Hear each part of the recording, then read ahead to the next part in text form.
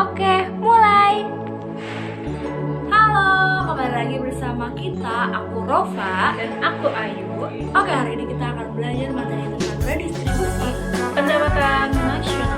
Akan tetapi, mau kita tahu dulu, kenapa sih kita belajar materi ini? Untuk apa sih ketemu?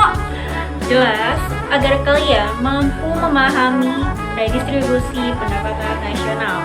Dan kalian dapat menjelaskannya kembali. Baik, oke langsung aja ke videonya. Lalu, kalian sudah mempelajari tentang penguatan maritim dan agrikultur dengan tujuan menyejahterakan perekonomian masyarakat. Ada juga loh redistribusi pendapatan nasional yang juga memiliki tujuan sama dengan penguatan ekonomi maritim dan agrikultur. Sebelumnya, kalian harus mengetahui nih pengertian dari redistribusi pendapatan itu sendiri. Apa sih kira-kira redistribusi pendapatan itu sendiri?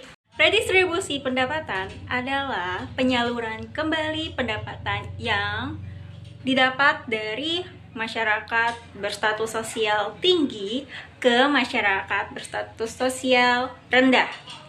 Melalui apa? Melalui pungutan pajak dan berbagai kebijakan-kebijakan pemerintah lainnya. Redistribusi ini sendiri memiliki bentuk, yaitu vertikal dan horizontal. Redistribusi vertikal yang berbentuk transfer dari orang kaya ke orang yang miskin. Dalam bentuk apa? Dalam bentuk uang atau materi. Contohnya apa sih? Contohnya adalah pemberian modal. Nah, berikutnya distribusi horizontal. Sama kok bentuknya, yaitu transfer uang juga, tapi ini dari antar kelompok. Dari satu kelompok ke kelompok lainnya atau antar individu. Contohnya seperti orang pensiunan yang mendapatkan jaminan sosial setelah membayarnya dari semasa dirinya masih bekerja. Gitu. Dalam mewujudkan pemerataan distribusi pendapatan di Indonesia, pemerintah punya loh program-program redistribusi. Apa sajakah itu? Nah, yang pertama ada program pemberian jaminan akses kebutuhan dasar bagi rakyat bawah atau rakyat miskin. Contohnya, kalian pasti tahu nih, BLT atau bantuan langsung tunai. Ada juga PKH nih contohnya, yaitu program harapan keluarga. Berikutnya ada program kredit lunak dan penjaminan kredit berbasis komunitas.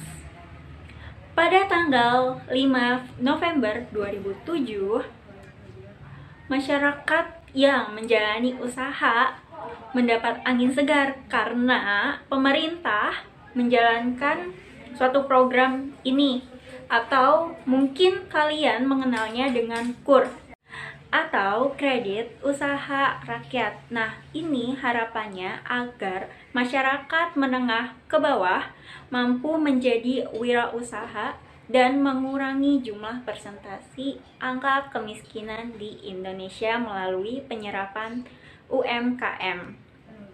Lalu ada pengembangan usaha atau industri kecil. Ada beberapa alasan nih mengapa harus adanya pengembangan dalam usaha kecil tersebut. Yang pertama, yaitu usaha kecil ini mampu menyerap tenaga kerja.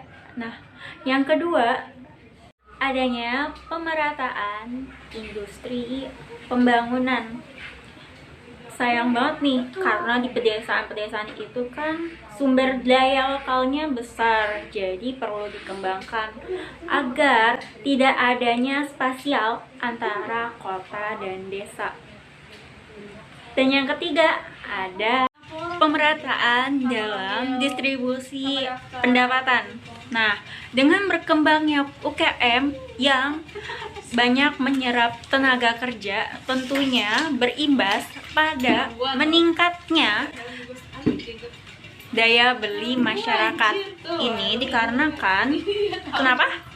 Karena pengangguran yang berkurang, dan ini juga mampu mengentaskan kemiskinan yang ada di Indonesia.